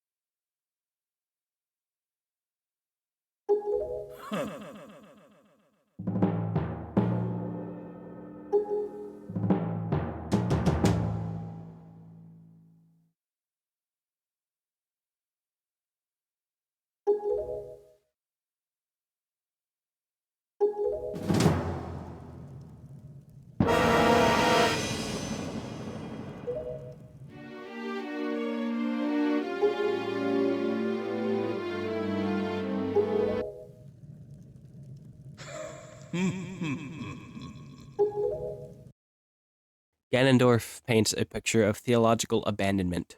He posits that the deities of this world, long forgotten to time, care not about the inhabitants of Hyrule. If anything, they despise them enough to destroy them. These words written, drifting like fallen leaves on a forgotten pool, they're beautiful. Ganondorf is profound. He is a man of substance. Struck down by the hero of time years ago, he now possesses the wisdom of 1,000 ages, leading him to draw his own conclusions about Hylian religion. Ganondorf knows that the goddesses are real, but he does not believe in them. He offers no faith to them nor their actions. What the world has reaped in exchange for the hero not appearing is far too egregious for him to consider. How could a collection of good gods, who instilled the divine destiny of the hero of time themselves, flood all of Hyrule to keep him at bay, sacrificing the land they once birthed, scattering the inhabitants and bringing forth a post-apocalypse? All because... what? They couldn't create another hero of time? As he reaches into Zelda's thoughts, all he sees are oceans. Destitute oceans bearing little fruit beyond their own vast expanse, and to Ganon, this is the fruit sowed by the gods and paid out unfairly to their people. And then, okay, so for some reason I used to not care for Public Ganon, like, at all, but having returned after a couple of years, I kind of love him. I think he's the best boss in the game. He is so uncanny. The way he moves is downright disturbing and alien, not to mention how excellent he is thematically. Ganondorf creating a beastly version of himself to puppeteer in order to test whether the new incarnation of Link is worth the time or not. It's fitting and contextually relevant. I'm a bit of a sucker for Zelda bosses that employ tethers of any form. That sounds weird. So being able to cut these ropes with arrows is very satisfying to me. He's not a pushover either. His erratic movement makes him hard to aim at and a genuine challenge. This boss room reminds me a lot of Odolwa, actually. One massive figure dancing around the middle of the chamber as smaller minions descend from above in order to replenish your supplies. It's all employed super consistently and well. It makes fair use of the light arrows, and overall is just a great time. His form changes are dynamic and appealing as well, going from puppet to spider to snake. It is all thematically consistent in its disturbing goofiness. I never processed until recently that his final form is literally just a 3D rendition of Moldorm, but it translates relatively well. However, it's only now, in this final confrontation, that the Wind Waker peaks. Ganondorf's final monologue is famous for a reason. It expounds further upon his previous musings in the most poetic way I've ever seen a Zelda game express.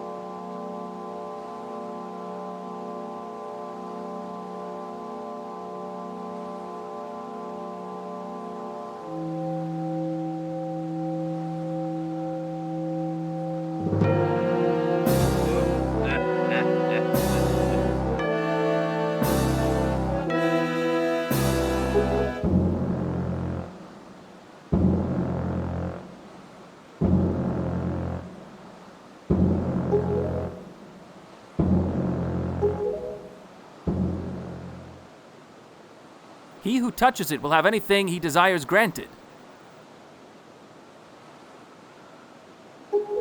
That is what you said, is it not? Ganondorf? Gods of the Triforce, hear that which I desire! Hope! I desire hope for these children. Give them a future! Wash away these ancient lands of Hyrule. Let a ray of hope shine on the future of the world.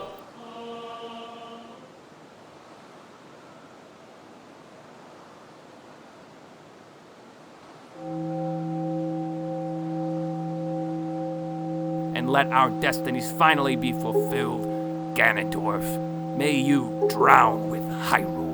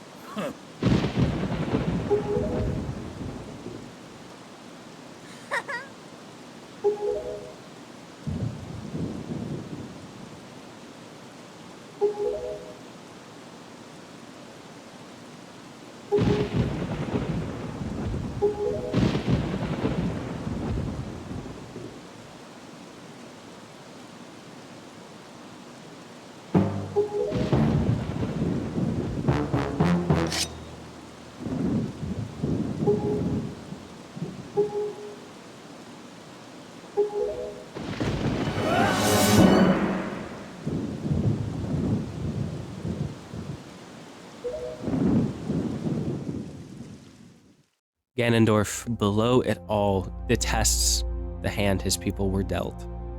The Gerudo, a race of people born into a harsh climate, seemingly incapable of natural agriculture, were, in a sense, pushed to become thieves due to their environment.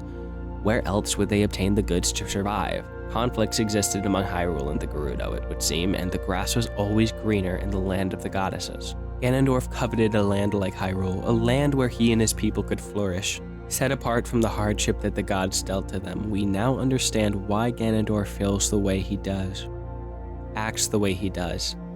From the very start, he never forgave the gods for giving him and his people less than Hyrule.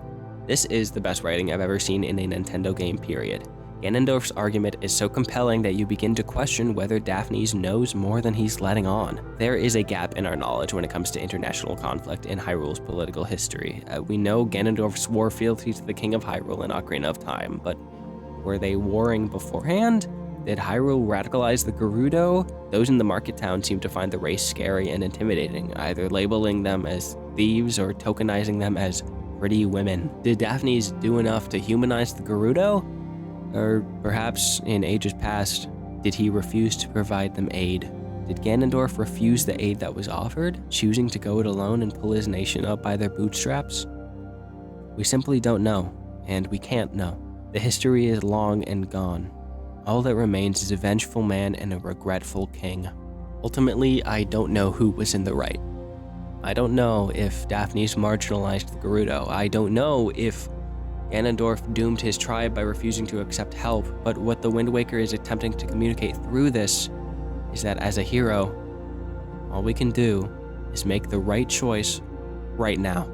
Daphnes, a man likely suffocated by regrets, must choose to put those who could be oppressed first, the children of the ocean. He must choose to bury Hyrule, himself, and Ganondorf all at once. There is a deeper subtext here than, the king learned from his mistakes and Ganondorf didn't. In all truth, we don't know if the king made mistakes. We don't know what he did. I find this troubling.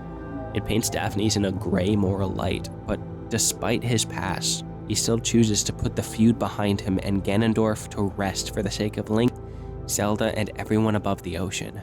And for that, he is a hero. This was his kingdom after all. And choosing to drown what you once built is no easy decision. The old world cascades back into obscurity as the final conflict between progression and regression unfolds. It is a race of destiny. Ultimately, I believe Ganondorf knows he will lose. But if he can snuff out a modicum of hope for the future, he will stop at nothing to retribute the gods. This fight is interesting. It's not particularly genius, it's relatively flawed. In fact, Ganondorf isn't incredibly intimidating considering you can stunlock him into an infinite regress of slashes, but you can't hurt him that way. You're forced to wait for parry opportunities, which, while annoying at times, isn't particularly egregious and retains a level of thrill that carries the fight itself. Zelda, in series fashion, provides support with the light arrows, resulting in some pretty freaking epic flip-a-dip-dips, Scott Falco style, from Ganondorf. The fight is potent, it is palpable, it is infused with the notion conveyed by the narrative that preceded it. The soundtrack elevates the experience further, remixing elements from Ocarina of Time and growing into its own, Zelda's lullaby and all, accented by the crashing thunder of the torrent clashing against the tower. It truly is a masterpiece, and in the running for the greatest ending sequence in any Zelda game, ultimately capped off perfectly. Through the skull. I don't know how you could get any more impactful than that. Wind Waker knows exactly how to use contrast artistically. Nearly as much as I love the ending blow itself, I love that Ganondorf turns to stone. The symbology is loud. The old world is immortalized and stagnated, forever destined to become a permanent fixture in a history that the world must forget in order to blossom. Daphnes expresses his regrets, admits his faults, confesses his binding to the world he once knew, and parallels his own strife to Ganondorf's. It is in this moment that Daphnes opposes Ganondorf's view of the gods, even if subtly he urges Link and Zelda to go forth in the new world, clinging onto the faith that must accompany uncertainty. The Legend of Zelda has always been theologically fascinating, from roots in Christianity to cultural inspiration abounding in design. The writers have always had something different to say in each work of art they produce, and I think ultimately, in Wind Waker's case, faith is valued above ignorance. Ganondorf was led to his end because he could not accept the scales of life, the cards that he was dealt, and the situation he found himself in. And he was vindicated when the gods seemingly abandoned the entire world, proving to him that not only did the gods forsake the Gerudo, but all of Hyrule and the Earth itself, proving their nefarious character to him. In contrast, Daphne suggests a deeper, more thoughtful perspective on the gods. He does not claim to understand their intentions. He knows not their ultimate designs, their purposes for the new world, nor the reason they forsook the old one, at least in detail. Yet regardless, he trusts that Link and Zelda are here for a reason, that they must go forth and find a new land, their land, and divest themselves of the burdens that their ancestors left for them. Daphnes does not know why the gods did what they did, why they created the world and allowed for an unfair delegation of resources, why they didn't summon a new hero to defeat Ganon, and instead flooded the earth. But perhaps it isn't for him to know. Perhaps the most foolish thing a mortal man can do is to assume he is meant to know. This revelation is not negative. If anything, it allows him to pass on exactly what he must do to the seeds that will grow the new world. They must know that their place is not to rebuild that which was destroyed by the gods, but to act, and to do what they believe is best for Hyrule, the new Hyrule, unshackled by generational wounds, the hereditary sin of their forefathers. It is with this in mind that Daphne sends the children back up above, to their home above the waves, and sacrifices himself, sealing away all that will threaten the grand horizon, the horizon that must be allowed to burn brighter, each and every day, until a new chapter is written, by the amber strokes of a new kind of destiny.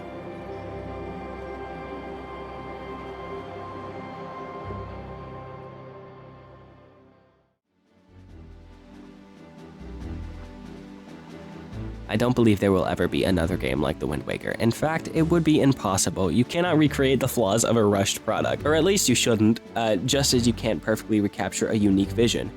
And that's a good thing.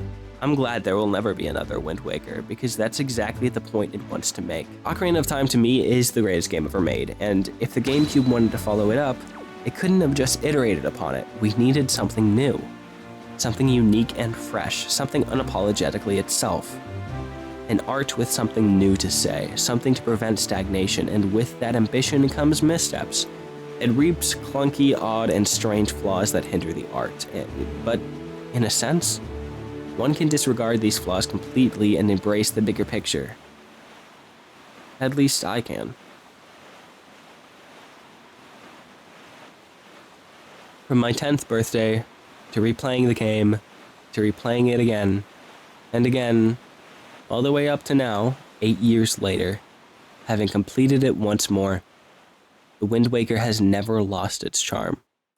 Its timeless thesis about the positivity of change and the beauty of understanding the world in a new way will survive on the wind's breath for all those who choose to experience it. And as the King of Hyrule puts to rest the legacy of that which came before, and as Daphne's puts to rest the legacy of that which came before, allowing it to fade away in peace, a new legacy is born, one of hope and ambition, a legacy of the horizon, and all that may lay beyond it.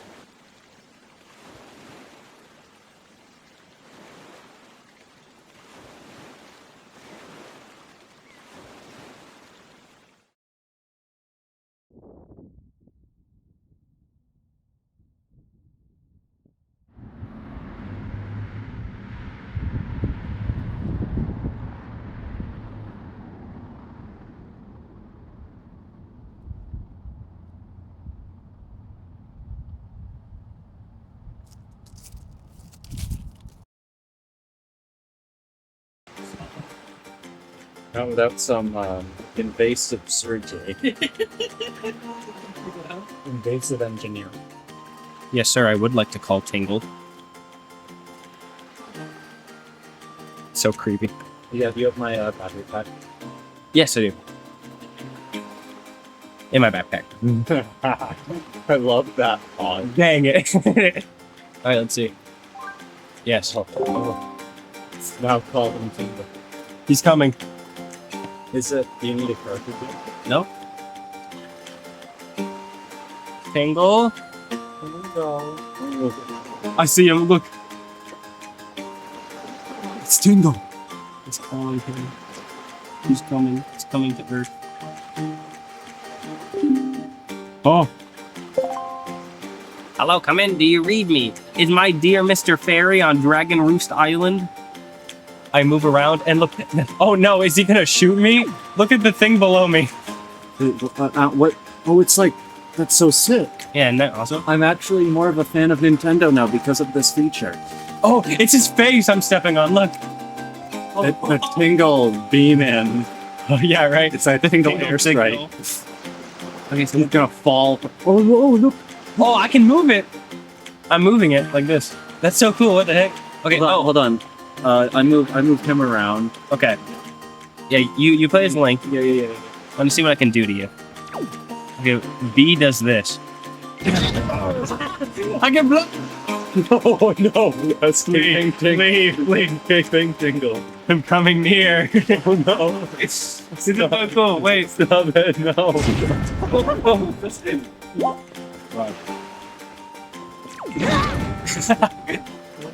Portable boom boom. I can do. What does this do? Oh, I can ping things. How do I pick up good plant? A. I need to. Just put your feet near it and tap A. I have fulfilled. The prophecy. It's been okay. Genuinely, it has been 8 years since you said portable boom boom plays here. I love this game's art style, so they stay with me. Yeah, what is it? Yeah, it's the last time you were here and said portable boom boom plants was 2016. So 8 years ago. It's this exact place. It's so weird. I can ping things. Over here. Oh, you can like tell me to. Yeah, it's like a co-op feature. What else can I do? Whoa! I have a whole array of things I can do. Oh. I can use Hulu Limpa. Not even I know what may occur. That's what it says. What is this? Oh, you're using the Wind Waker. You can like conduct and play songs if you use the C stick. Okay, let me do. Okay. Watch this. I don't know what this is gonna do. This is the random one. Don't do it. It's gonna happen. I just took rupees from you. How many did you take? I don't know. And where do they go? I don't know. Where they go? This is so creepy. What the heck? Oh.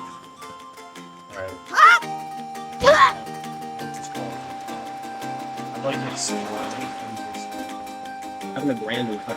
What's that? It's Beetle. Yeah. You can get in his shop pile. Why is my vision scrolling forward? I'm using a random move on you. Protect the fairy flying in the sky. What? What? Whoa! You've gained magic power. It's super sick. I think now you're like invincible for a whole time. Oh wait, okay, stand right there. Stand like near the ledge. I think there's a feature where you can actually just enable moonwalk. Yeah. Not moonwalker, but like arrow.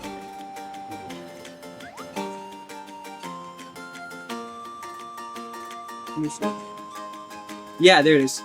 Okay, ready? How powerful is Tank? Okay, ready? Yes, sir. Walk off.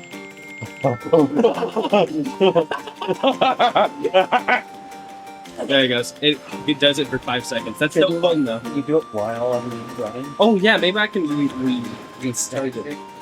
I'm gonna give it to you. Alright, ready? Give it to you.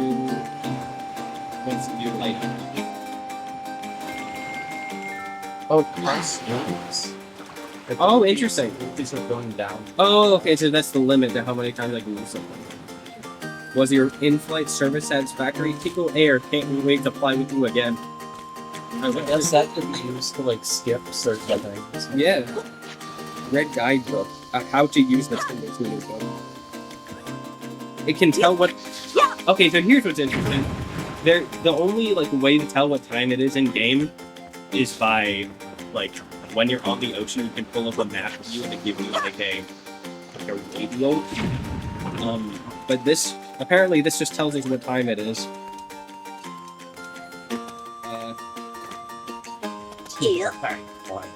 Yeah, Tingle is the hacked client. I'd love to do this. The time is 12:49 Nice to know. in game. Okay, what else can I use? Tingle shield. Here, I'm gonna heal you up.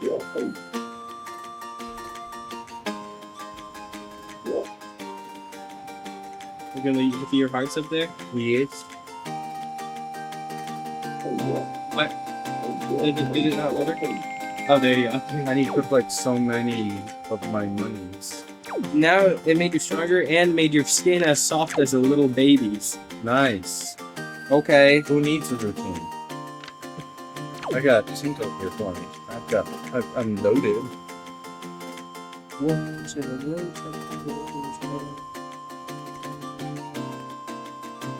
I love being able to use the cursor. It's so terrifying watching the airstrike. horror. Here's the interesting thing. It only moves. In 8 directions because of the D-pad. So it'd be like. UFO sighting. Yes, exactly. Boom. Wait, see if you can get on top of one of those trees when I use those. Okay, but I don't know if I can actually like stand on it. Right. And it also might not be. Get ready. I'm ready. Go.